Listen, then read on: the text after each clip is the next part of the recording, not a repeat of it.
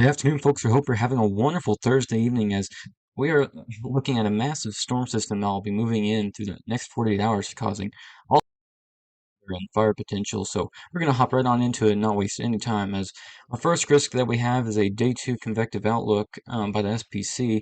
You can see that we have a moderate risk over portions of the Midwest and an enhanced risk that stretches all the way from mid Iowa to Dixie Alley. And this is going to be one of those situations while you may want to focus on that primary red, but if you're anywhere between a slight and enhanced risk area, you definitely want to be paying attention to the weather as we have risk for all different types of modes. So our first risk that we're going to look at is the tornado probability. You can see that we do have a 10% hatch. The hatched risk basically means a chance for EF2 plus higher tornadoes.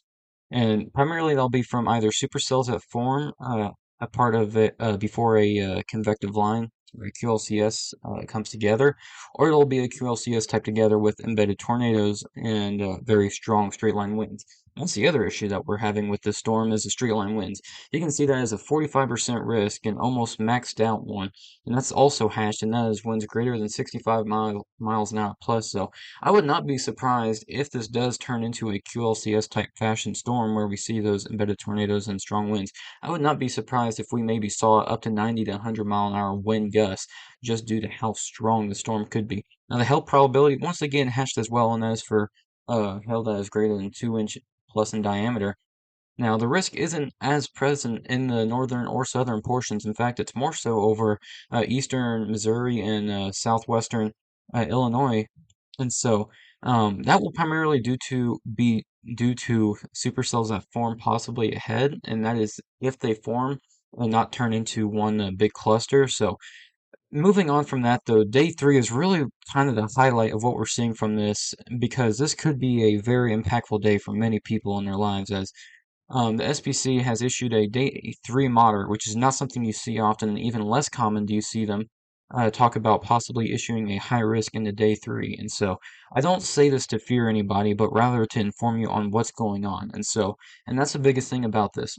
Once again, anywhere from the enhanced from the moderate to the enhanced to even possibly the high that we might have, as well as the slight, you just need to go ahead and have an action plan for whenever, inevitably, if especially in Dixie Alley, you have a tornado warning issued. So this also even extends into 4 days out now, as the SPC has issued a 15% or a slight risk there too, and that will likely change as well. But that will be less severe. That will probably be our most minimalistic view here. So looking at the 18Z HRRR, you can see that we have a little bit of convection starting off in southwest Missouri that could cause some of that damaging winds and along with that supercellular activity.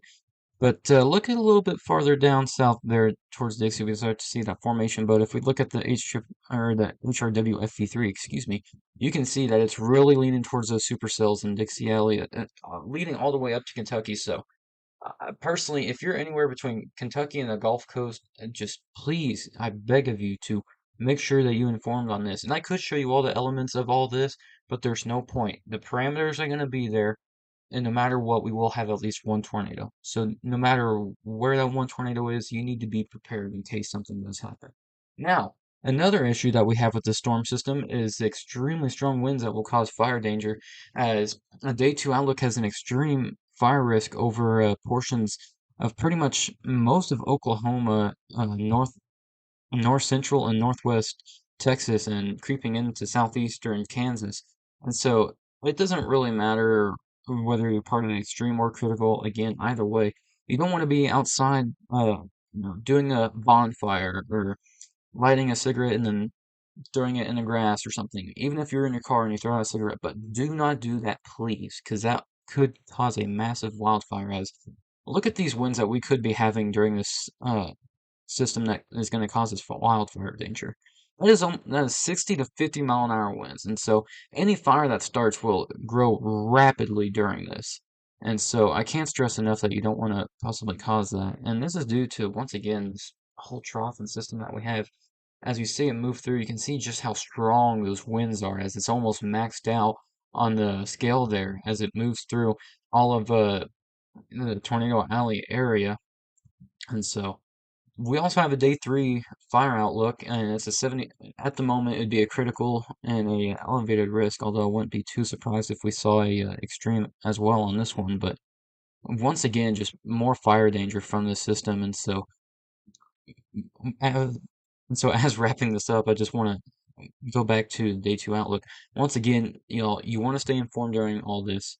Stay safe. Check your local National Weather Service stations for updates.